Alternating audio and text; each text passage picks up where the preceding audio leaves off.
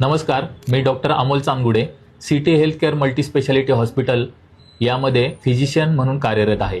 आज आपण स्ट्रोक या आजाराबद्दल थोडक्यात माहिती पाहूया।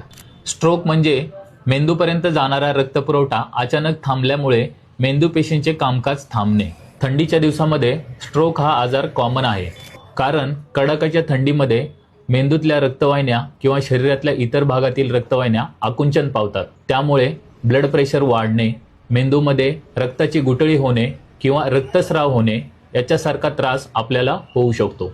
स्ट्रोक या आजाराची लक्षणे ओळखण्यासाठी आपण फास्ट हा शब्द लक्षात ठेवू शकतो। या शब्दामधील एफ हे जे अक्षर आहे हे दाखवतं आपल्या चेहऱ्यामध्ये आलेला अचानक असिमेट्री, म्हणजे आपल्या चेहऱ्याचा वाकडेपणा। त्यातील ए हे अक्षर दाखवतं आपल्या हाताला किंवा पायाला आलेला अशक्तपणा। त्यातील एस हे अक्षर दाखवतं आपल्या जिभेला आलेला अचानक तोतरेपणा किंवा बोलण्यामध्ये आलेले अडखळपणा। आणि टी हे अक्षर दाखवतं आपण किती तातडीने यासाठी उपचार करणं गरजेचं आहे। जर स्ट्रोक या आजाराचा आपण उपचार 3 ते 4.5 तासाच्या आतमध्ये घेतला तर रुग्णाच्या लक्षणांमध्ये लक्षणीय सुधारणा होऊ शकते। या कडाक्याच्या थंडीच्या दिवसामध्ये आपण आपले व आपल्या कुटुंबियांचे स्ट्रोक या गंभीर आजारांपासून संरक्षण करूया।